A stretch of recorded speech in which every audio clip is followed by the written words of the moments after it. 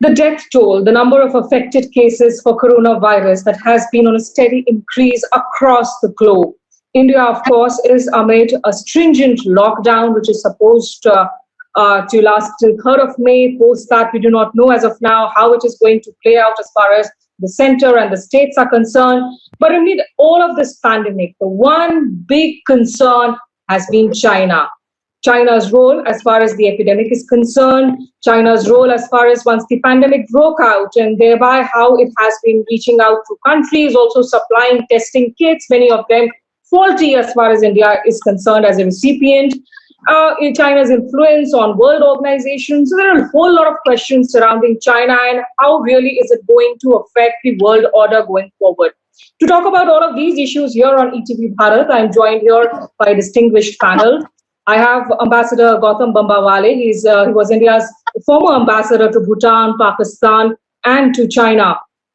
He's also currently a senior advisor for OLA in India and also a distinguished, in fact, professor at the Symbiosis International University in Pune.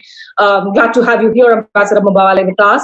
Joining us on the show is also Anant Krishnan. He's a senior editor, a senior journalist with The Hindu. But Anant has, worked in Beijing for long as the India correspondent for different organizations. He's also currently a fellow, in fact, with Brookings. And Anant, so glad to have you here because, you've been writing on this subject, and these are all articles that we look forward to be enlightened from continuously. So thank you for joining us from Chennai. I'm also joined by Krishnanand Tripathi. He's a senior journalist, a deputy news editor with ETV Bharat. He's joining us from Delhi, and he covers, in fact, North Block, the issues of finance, commerce ministry closely. To start with you, Anand, because you have seen China from the inside as a reporter. You've been there for years. Give us a sense of this. And today also you've written an article about, this entire debate about the Wuhan lab, the speculations that have been doing the round of this being a covert sort of a biological warfare or an experiment that went wrong. What is your take really in terms of the reporting that's still now happening inside China, and how much of it is believable for the outside world? I think it's a great question, Smita, and it's difficult for us to tell sitting outside China as we are. But I think that there will be a lot of questions the rest of the world will ask, especially about the initial period of what happened in Wuhan and Hubei in December and up to mid-January, because we really quite don't know exactly the scale of the outbreak in Wuhan and Hubei. As you are aware, China recently revised upwards the death toll in Wuhan by an exact 50%. I think that raised only even more questions about what we should make of the numbers that are coming out of there. And I think there will be questions that the rest of the world will be asking about the origins as well as the scale of the outbreak in China. And I think that until and unless I think China really goes on the front foot and tries to explain to people what went wrong, these questions will only be asked. But I think signs are Beijing seems to be going in the opposite direction, where it is reacting adversely to questions about its handling in the initial phase. And I think that isn't going to be received all that well by the rest of the world. Ambassador Bambawale, you've served in China and you've also been on the China desk for a long time when you were with the Ministry of External Affairs. The questions and concerns that Anant is raising, in that context, we are hearing a lot of this talk about China being held accountable. Is that really a possibility internationally today? Is that realistic? There may be some noise here and there on the Security Council. But considering the clout that it still enjoys, not just in the Security Council, but across international organizations today, how realistic is the possibility of holding China accountable for the pandemic? Look, Smita, I think that's an excellent question. But I think you must also factor in that as a result of this pandemic, the Wuhan virus, or you can call it COVID-19 or coronavirus, the fact is that public opinion all over the world has gone and swung steadily and heavily against China. And despite what governments may be saying right now, they are, once we're over the hump, once we have tackled the immediate crisis in terms of people falling ill and even dying, and you know that 200,000 people have died all over the world because of this virus so far, and the number is climbing every day. But as a result of the pressure from public opinion, I have a feeling that governments across the world are going to ask difficult questions of the Chinese government. And I think there will be some kind of inquiry into the origins and the way the virus was handled within China and perhaps in other countries also. So I have a feeling that a day of reckoning is definitely coming. Okay, that's a very important, in fact, stress remark that you've made there. And before we go on to the broader dimensions of how this day of reckoning could come, because a lot of the theory revolves around how the boardrooms are actually going to hold China more accountable than perhaps the multilateral organizations going forward. But before we get into the business aspects of it, Krishnanand, if I may ask you, how are things playing out as far as the India-China front is concerned, keeping in mind the bilateral business, the scale and volume of business that we see? And despite all the allegations against China, despite a lot of chest beating, a lot of loud rhetoric also setting in our political narrative, we still continue to source in those testing kits in large numbers from China. We are still trying to ensure that the 70th year of diplomatic ties that the two countries are celebrating stays on course. You are right, Smita. In case of business relations, there are no exceptions. You can love China, you can hate China, but you just can't ignore China because of their manufacturing prowess. In a way, every country is dependent on Chinese manufacturing machine. So it's not only India. China is integrated with the global manufacturing system fairly well. So if you look at our APIs, that we were asked by Mr. Trump to supply hydroxychloroquine to them, but we cannot supply them, supply USA or any other country these drugs unless we get our APIs from China. So China is fairly well integrated in the system. Due to political reasons or due to many other reasons, we can love them or we can hate them. But there is no way that you can ignore Chinese manufacturing machine. And for the foreseeable future, we will have to be dependent on them. So be it testing kits or any other things, though they may be faulty, but I personally do not believe that any country or any company supplies a faulty kit by design. There may be because of the hasty production or many other things, they may have lowered their quality controls. But for a foreseeable future, unless we develop our own capacity, which will take several years, we will have to be fairly dependent on China.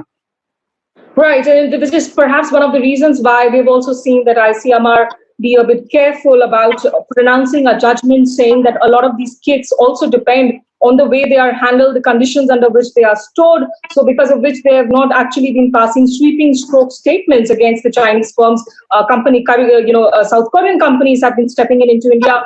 Ambassador Bambawale, this question in India, and you've spoken on a lot of forums, we have spoken about how this could present an opportunity in crisis for a country like India. But is it really possible to replace the world's largest factory in terms of the processed raw material with a country like India stepping in and stepping up on this front? Yes, in fact, it is possible and it will be possible, especially in the coming years. And the reason for that is that all multinational corporations, all international firms are beginning to search and seek production bases beyond just China. This hasn't started as a result of the pandemic. It was there even earlier, where a lot of companies were looking at a China plus one model, which means that they wanted to diversify their production base, their manufacturing base beyond China to at least one other country. And this whole process has got accelerated as a result of this current pandemic. And I think very seriously, there are lots of international firms which are going to move out of China, or at least move into other countries also apart from manufacturing in China. And they're moving to countries like Malaysia, to Vietnam, and hopefully some will move to India too. So I think that there is going to be a whole series of firms, international companies, who are going to look for alternative sources of production and bases of production. But Ambassador Bambawale, do you see a sort of a new trade war emerging in this post-COVID-19 era? I mean, not just in terms of trying to replace China, but also in terms of the earlier question of trying to hold China accountable. Today, we saw statements emanating from Beijing where they've actually threatened the Australian Scott Morrison government, saying that if you come after us to try and question the origin of the virus, we are going to stop importing beef and wine. So, is this going to be the start of a new trade war? Look, I'll answer your question in two parts, Smita. The first is I don't think there's going to be a new trade war, but there is an old trade war between the United States and China, which is ongoing, which started before the virus and the pandemic, and which is going to continue after the virus and the pandemic. So that trade war is going to continue. But I think as far as the threats which you just described from China against Australia, I think China has not woken up to the fact that it's a different world out there as a result of this pandemic. And I'm sure the Australians will be able to stave off all these kinds of pressures and threats which are being held out and move their interests forward. And so too will other countries across the world, including India. So I see this as a brave new world, as a different world. And I think the Chinese also better wake up to this fact and not use old shibboleths in this new world. Anant, do you sort of agree to what Ambassador Bambawale is saying? Because going by that, one would have expected that the Chinese would have also woken up post the handling of SARS in the past, in the 2002-2003 epidemic that broke out. And many people were hoping that maybe the Chinese would have learned lessons in terms of not just acknowledging the epidemic domestically, but also being more informed and informing the global community about it. How really sort of open and flexible are the Chinese to learning lessons at this point? I think if you look at the Chinese response, Smita, I think there are two phases of it. The first is what went wrong in December and half of January. And the second is what happened after the central leadership and President Xi made his first comments on January 20th. And I think the fact is, whether or not you believe Chinese statistics, I think people that I know who are living there say they certainly have got it under control for now because of various steps that they took. And so when you look at SARS as an example, the public health experts in China felt that they did learn a lot of lessons from SARS, which helped them effectively control COVID-19. But, and this is a really big but, that all the emergency response systems that they had put in place that were supposed to work in December failed pretty spectacularly. And I think that raises a lot of questions about the relationship between public health and politics in China.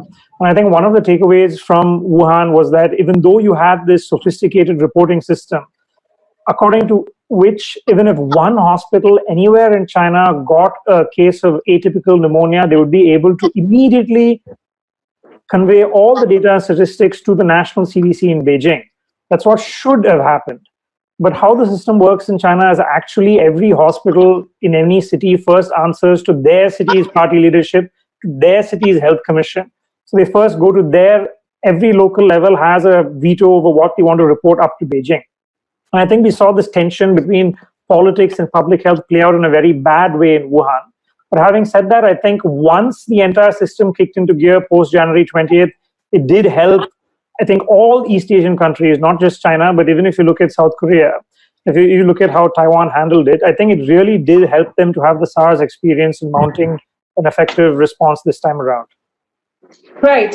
Anant, also, if I may now then talk about the future course of action. A lot of countries, the way they are looking at now with a huge lot of suspicion. And one of the issues has been the talk about a hostile takeover, something that India has been speaking about, hostile takeover companies, something that actually resonated even in the European Parliament. What do you make really of India tweaking the norms recently? Is it, would one say that this is, you're trying to be overcautious about things, or was this a needed signal? I'll defer to Ambassador Bambawale on this, but my 2 cents are that to me it seems that the concerns are justified only because of the very unusual environment we are in. I think the Indian government's diagnosis of the problem was correct, in terms of doing something to be more careful about takeovers in this given time. But I have a couple of reservations about the solution to the diagnosis, which is when you're we are saying that it's not country specific, but I think anyone who reads the note realizes that it is country specific because we're talking about countries that share a land border with India. I would have thought that an Australian approach, which they did last week, which was to tighten scrutiny of all foreign investments, would have been better, only because you're not exposing ourselves to retaliation. For example, even though our scale of investment in China is much less, China does have a history of retaliating in different other ways. So I would have thought that if we went about this without a country-specific approach, would have made more sense. But this is something that I think Ambassador Bambawale is best placed to tell us about. And before I get a reaction from Ambassador Bambawale, if I could in fact request Krishnanand to break it down for the layman, for the ordinary viewers, what really has the Indian government sort of notified, and how is it going to impact Chinese investments in particular? Krishnanand. Smita, first thing we should understand that India has not blocked any FDI coming from any country, including China. But it was in that the countries those who share land borders with India, they can bring their FDI into the country, but it will be through government route. It will not be through automatic route. So there will be a government scrutiny. So something, if you look at the title of that note, it only says that it is to prevent the opportunistic takeover of Indian companies. Our stock market, which was at around 40,000 BSE, it came down to 28, 29, 30,000. So it makes some of the Indian companies more attractive option for Chinese capital, which were otherwise good companies, but they are facing distress because of the COVID-19 situation. So for any capital-intensive country or investor, it makes a good option to acquire them. That's why Chinese acquired a stake in SDFC. They already had some stake, but there was a circuit of 1%. Once the investment of a foreign entity goes beyond 1%, so the company will have to notify the stock market regulator, that is SEBI. So after that, there was a caution by Rahul Gandhi that India should not give opportunity for to Chinese companies to acquire stake in strategic companies. And in any case, SDFC is India's biggest mortgage lender. So India will try to protect its companies that are very important.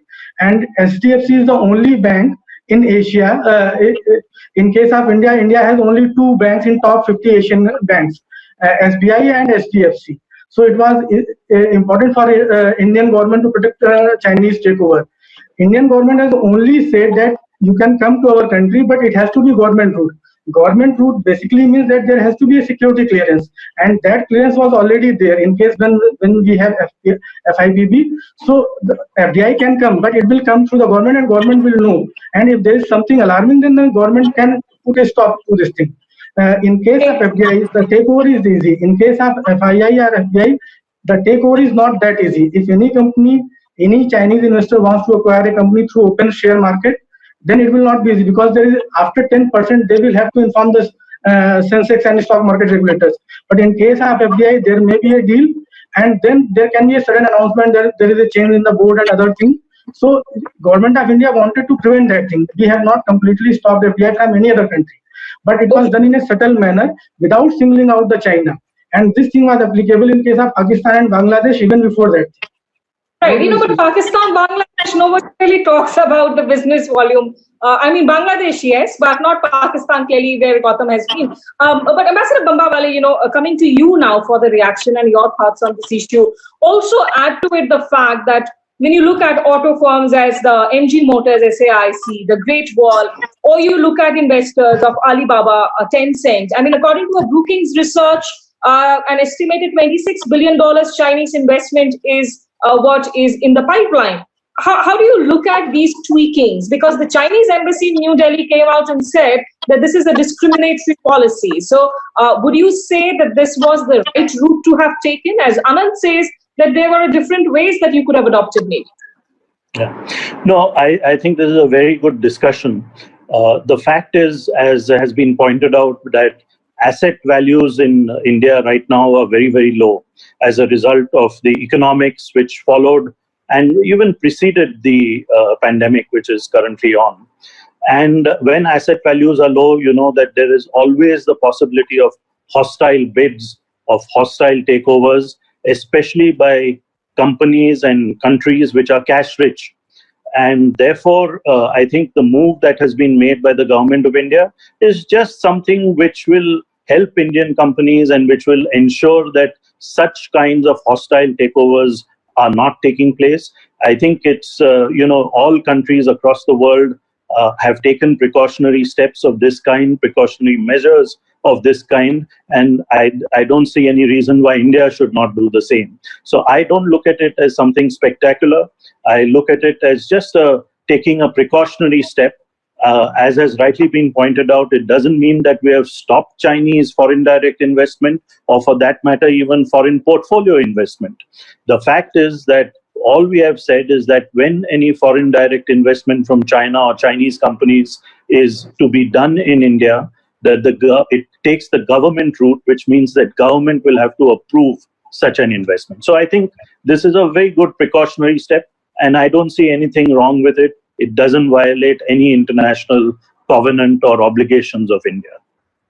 Okay, Krishnan, and I am no finance expert, but just a question. I mean, what about those foreign firms which may have a substantial Chinese investment, which are not directly Chinese firms, but have Chinese stakeholders already existing in other foreign lands? What about those companies? And also, do you think, looking at the Chinese embassy here, the way they up the ante, saying that this is discriminatory, will they take the WTO route? Do they have an option to challenge this? There are two things. What happens in China first? Whether can anybody invest in China without any permission if they are objecting to our rules, new rules? So can any investor from anywhere in the world, can they invest into China without any permission, without going through any kind of security clearance? No, they cannot. Second thing, Chinese conditions are even more strict. If you are a foreign investor and you have an account in a Chinese bank, if you want to transfer that money to some supplier, you cannot do that without answering certain questions, unless it is a foreign bank based out of China. They will comply with your instructions. Otherwise, they will not. If it is a Chinese bank, if you want to transfer money within the China, you will not be able to do without answering certain questions. Second thing, if you want to take out your investment or profit or dividend, it is also very, very, very difficult. Third thing, what is the option available before China? They have talked about WTO rules and principles. Chinese across the world, they are not known for their fair trade practices. Chinese capital is on the prowl. They are out to acquire foreign companies that are strategic in nature. If they are technology company and other companies, they will be out for them. They would like to acquire them in such a situation. Second thing, what are the recourses that are available to China? Can China raise this question at WTO? So WTO is primarily a trade body. It is not an investment relation body, and there is no agreement between anywhere in any country between anywhere in the world where they can raise this kind of investment issue. Every country has a right to scrutinize the FDI or FII that is coming into the country. Second thing, China will not get any relief from any world body, leave alone WTO. Had we joined RCEP last year, when our Prime Minister decided to walk away, in RCEP there is a rule that prohibits that rule. If you are getting FDI from any of the RCEP members, then you cannot discriminate against other members. Suppose you are getting FDI from Australia or South Korea or Japan, then there was no option left with us. We are fortunate in that sense that we decided not to join RCEP. In WTO, there is no concept of this kind of things. They will not be able to establish their case in anywhere in the world, leave alone WTO. Okay, that's an interesting point raised there, Ambassador Bambawal, and I'll come to Anant also about another dimension of this subject. But in terms of the RCEP, we've seen this huge debate pan out over the past few months, the pros, the cons of India not being in the room. Also, there was not really a clarity whether India had kind of pulled out completely, or was there still some room for India to sort of join in at a particular day in future? Where does all of that stand now? Has this been like a blessing in disguise? Well, where it stands, Smita, is that the RCEP negotiations themselves, even without India, are at a standstill today for the last few months because of the pandemic that we are all experiencing and living through. So I don't think the deadline, which was supposed to be before the end of 2020 for a finalization of the RCEP, I don't think that deadline is going to be met. There is obviously the possibility of India rejoining the negotiations, but as you know, the sticking point for us was that the negotiations at RCEP were not taking on board our concerns regarding trade and services. And as you know, India has a competitive advantage in services. This is an area in which we have great interest in exporting to all the RCEP countries, and they were only wanting to focus on trade in goods, where many of them, especially China, South Korea, Japan, are very strong. So I think that's where we decided